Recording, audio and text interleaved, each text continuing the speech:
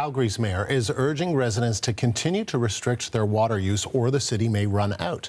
This comes after a critical water main that services 60% of the city experienced a catastrophic break last Wednesday.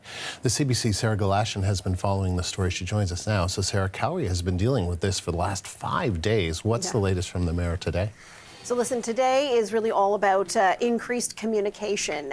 To that end, we have already heard from the Calgary mayor earlier today, and next hour we're going to be hearing from emergency management officials with yet another update. She has apologized, the mayor, for lack of communication, confusing communication. The urging for people in that city to continue to reduce their consumption, their use of water. That continues to be the main message that is coming from the mayor, from the city officials. But here's what we heard from the mayor earlier.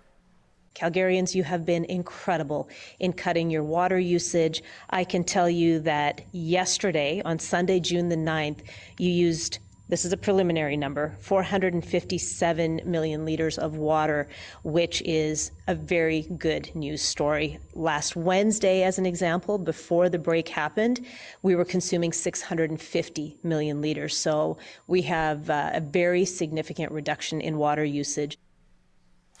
Here's why it's so important. The water main that has broke, it is a water main that feeds water to 60% of the city. And as part of that, there are 23 underground water reservoirs that it feeds, but obviously cannot be feeding right now, so they cannot be replenished.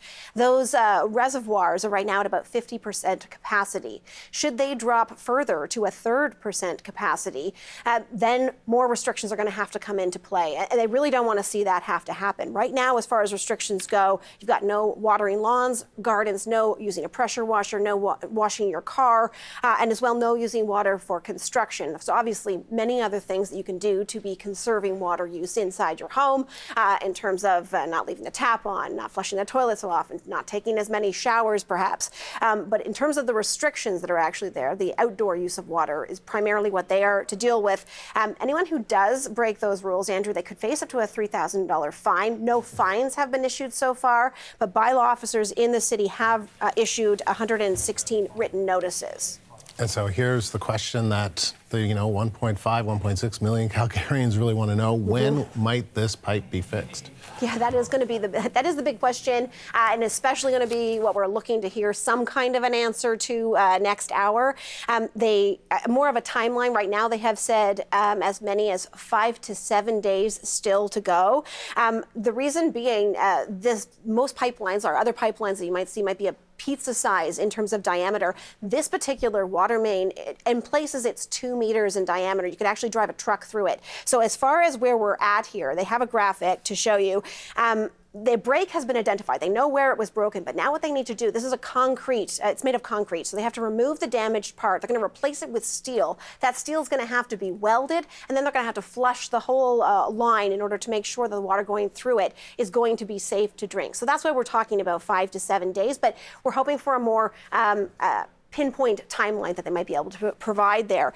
There's nowhere that this crisis, you mentioned how many people are being affected in the city of Calgary, but nowhere is being more affected than the community of Bowness. And we've got a map there to show you where that's where a boil and water advisory is still in place, has been since Wednesday. When the pipe burst, there was flooding in that community. You can't drink the water if you're living in that area. And so they're actually having to bring in water wagons with clean drinking water for people in that area. And like you say, this happened Wednesday. It's now Monday, looking at possibly 5 to 7 more days. So people throughout the whole city, particularly in that community, really wanting to hear from officials. How much longer is it going to take? What's it going to take to get it fixed? And can you fix it sooner? Andrew? Sarah, thank you. The CBC's Sarah Galashan.